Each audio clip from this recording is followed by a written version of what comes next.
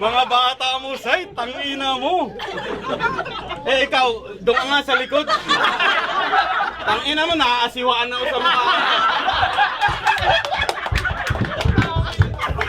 Eto, si ate maganda, pwede sa harap.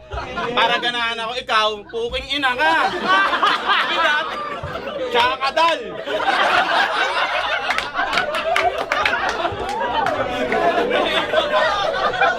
Nakaka-distract ang putang ina mo. Ang kulit mo.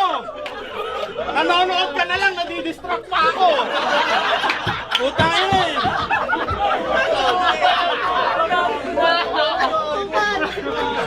Walang yak. Ina mo. Ulit, ulit. Okay na, magigets nyo na. Pangalawang ulit na to eh. Sara ang pangalan, pero palaging nakabuka. Aba, Solo ang apelyido, pero tumitira 5.